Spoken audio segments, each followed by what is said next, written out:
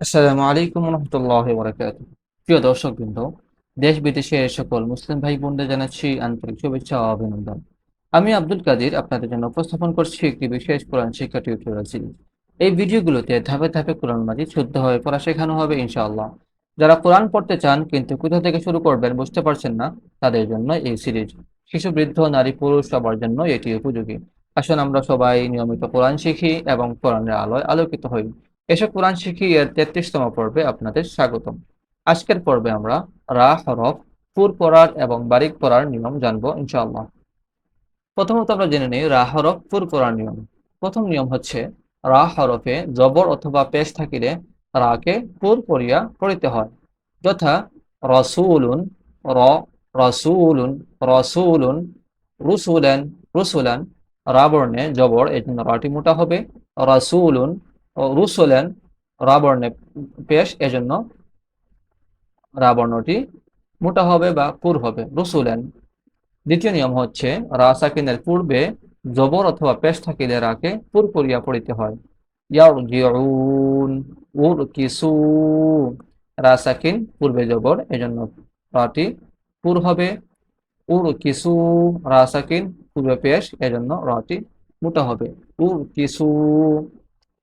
3 নম্বর নিয়ম হচ্ছে, র সাকিনের পূর্বে অস্থায়ী জের থাকিলে রা পুর করিয়া পড়িতে হয়। যথা মানির তাদ, রা সাকিন তার পূর্বে অস্থায়ী জের, এই জন্য রাটি মোটা হবে, মানির তাদ, মানির তাদ। রব্বির জিউন, রা সাকিন তার পূর্বে অস্থায়ী জের, এই জন্য এটি রাটি মোটা হবে, রব্বির জিউন, রব্বির জিউন। চতুর্থ নিয়ম হচ্ছে, রা সাকিনের পূর্বের হরফে জের থাকিলে তারপরে মোটা হরফ আসিলে রা পুর করিয়া পড়িতে হয়। যেমন কিরতাসুন, কিরতাসুন, রা সাকিন তার পূর্বে জের এবং তারপরে মোটা হরফ। মোটা হরফ মোট 7টি, যার সমষ্টি হচ্ছে খুস্সা, দগতিন, কিজ, খুস্সা, খা, সদ, দগতিন, দদ, রাইন, ত, কাফ, জ। এই 7টি হরফ হচ্ছে মোটা হরফ, যেগুলোকে হুরুফে ইস্তেআলা বলা হয়।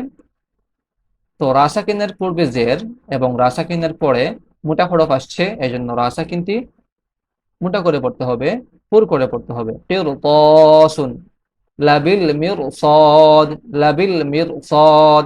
রা সাকিন পূর্বে জের এবং রা সাকিনের পরে মোটা হরফ আসছে, এই জন্য এটি রাটি মোটা হবে, লাবিল মিরসাদ, লাবিল মিরসাদ।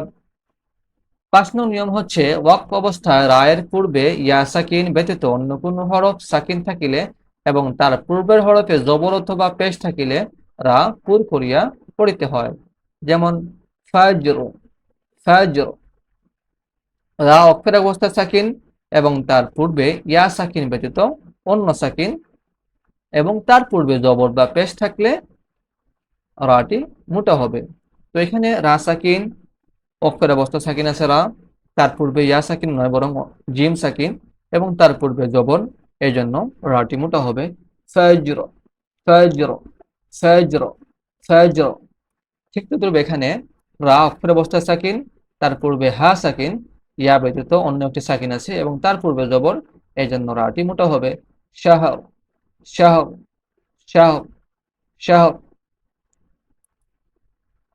প্রিয় দর্শকবৃন্দ, এখন আমরা রা বারিক হওয়ার নিয়ম জানবো। রা বারিক হওয়ার প্রথম নিয়ম হচ্ছে, রা হরফে জের হইলে রা বারিক করিয়া পড়িতে হয়। যেমন রিজালুন, রা নিচে জের, রাটি বারিক হবে, রিজালুন। রিকজুন, রিকজুন, রা নিচে জের, এই জন্য রাটি বারিক হবে। দ্বিতীয় নাম হচ্ছে, রা সাকিনের পূর্বে স্থায়ী জের হইলে রা বারিক করিয়া পড়িতে হয়। যেমন মির ফাকান, মির ফাকান, মির ফাকান। রা সাকিন তার পূর্বে স্থায়ী জের, এই জন্য রাটি বারিক হবে। ফির আউনা, ফির আউনা, রা সাকিন তার পূর্বে স্থায়ী জের, এই জন্য রাটি বারিক হবে, ফির আউনা, ফির আউনা।